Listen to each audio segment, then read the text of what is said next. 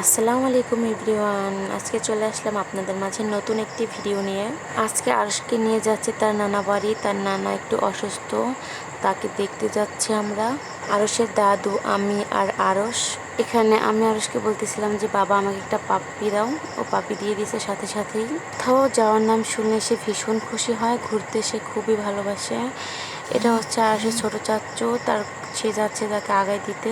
যে সকল বাচ্চারা ব্রেস্ট ফিডিং না করে তাদেরকে নিয়ে খুবই জ্বালা, এজন্য দুধ বানিয়ে তারপর নিয়ে যেতে হচ্ছে। আমার কাছেও কিন্তু খুবই আনন্দ লাগতেছে। বাবার বাড়িতে যাওয়ার নাম শুনে সব মেয়েরাই খুশি হয়। আরশ পাখির দাদুর আসতে একটু লেট হচ্ছিল, তার জন্য আমরা দুজনে একটু ভিডিও করতেছিলাম। কিন্তু আরশ তার দাদুর জন্য কান্না করতেছিল যে সে এখনও আসতেছে না কেন। সে হচ্ছে গাড়ির খুবই পাগল, কখন উঠবে গাড়িতে, কখন যাবে, সেই জন্য পাগল হয়ে আছে।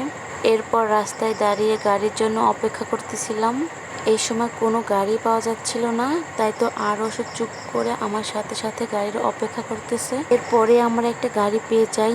আরশও কিন্তু তার জন্য ভীষণ খুশি। এতে উঠতে পারলে সে এত বেশি খুশি হয় যেটা বলার মতো না। আপনারা নিজের চোখেই দেখুন সে গাড়িতে উঠে কিভাবে নাচ করতেছিল।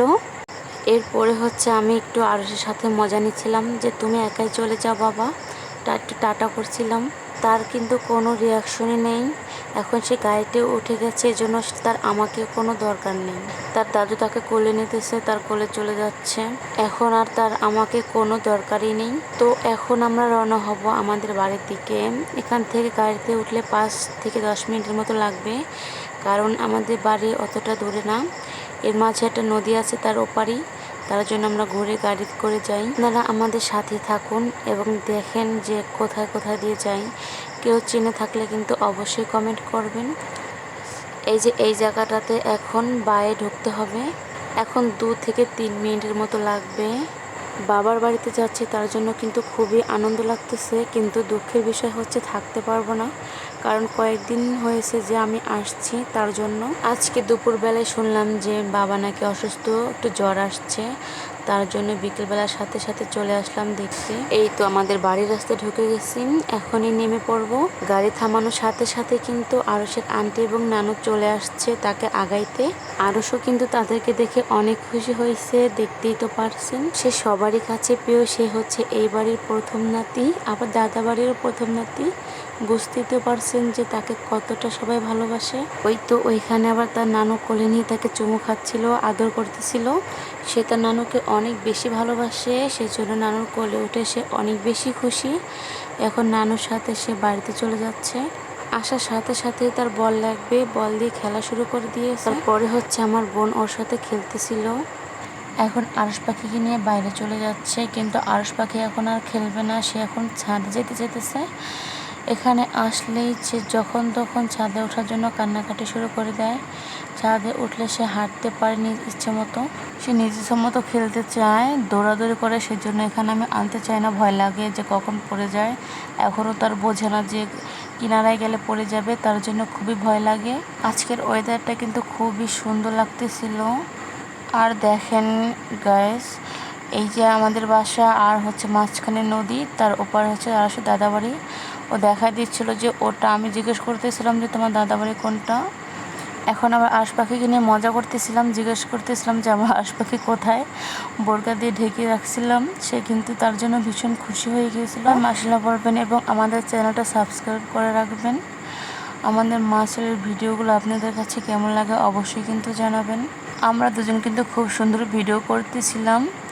একদিন না একদিন এই ভিডিওগুলো স্মৃতি হয়ে থাকবে। আমার ছেলেটা কিন্তু একদিন বড়ই হয়ে যাবে, শুধু এই ভিডিওগুলো স্মৃতি হয়ে থাকবে, এগুলাই দেখতে পারবো এক সময়। তো এখন আমরা নেমে যাচ্ছি, কারণ এখন আবার শ্বশুর বাড়িতে চলে যাব। সেজন্য আরশকে কোলে নিয়ে সবাই আদর করতেছে, থাকতে বলতেছিল, কিন্তু আমি থাকবো না, পরে আবার এসে থাকবো।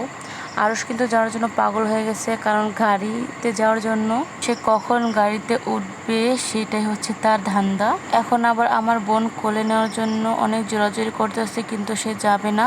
সে কখন গাড়িতে উঠবে সেটাই হচ্ছে তার লক্ষ্য। ভাবছে যে গাড়িতে উঠলে ঘুরতে যেতে পারবে, তার জন্য একদম বুড়া হয়ে যেতেছে দিন দিন, ঘোড়ার খুবই পাগল হয়ে যেতেছে। আমাদের কাছে এবার অনেক পেয়ারা হয়ে গেছে। এইবার 3-4টা গাছে পেয়ারা ধরছে, আর পেয়ারাগুলো দেখেন কি বড় বড় সাইজের হয়, এর থেকেও বেশি বড় হয়। কিন্তু আমি বেশি নেইনি, আগে খেয়ে দেখি যে পোকা হয় কি না। ভয় লাগে, কারণ পেয়ারায় এবার অনেক পোকা হয় সব গাছেই শুনি। আজকের মতো চলে যাই, পরে আবার এসে না হয় খাবো। আমাদের গাড়ি চলে আসছে, এখন চলে যাব। সবারই কিন্তু মন খারাপ, আরশকে বিদায় দিতে গেলে সবারই মন খারাপ থাকে। ও যেখানে থাকে দাদা বাড়ি কিংবা নানা বাড়ি, সেখানে ঝাঁকঝমক থাকে। আবার যখন সেখান থেকে চলে যায় তখন বাড়িটা পুরো একাকিত্ব হয়ে যায়। সবাই ওকে খুব মিস করে, কারণ ও দু বাড়িতেই খুব ছোট। এখন আরশ নানা আবার গেছে দোকান থেকে আরশকে কিছু কিনে দিতে। আরশ এখনও কিছুই খেতে পারে না, তারপরেও কিনে দেবে জোর করে। আমি বলতেছিলাম ওকে দেওয়া দরকার নেই, ও কিন্তু কিছুই খেতে পারে না। তারপরে ওর জন্য জোর করে চিপস জুস এগুলো কিনে দিচ্ছে। আরশকে কিন্তু সবাই মন ইচ্ছা মতো আদর করে দিচ্ছে, চুমু খেয়ে দিচ্ছে। তো আজকের ভিডিওটি এই পর্যন্তই। আল্লাহ হাফেজ।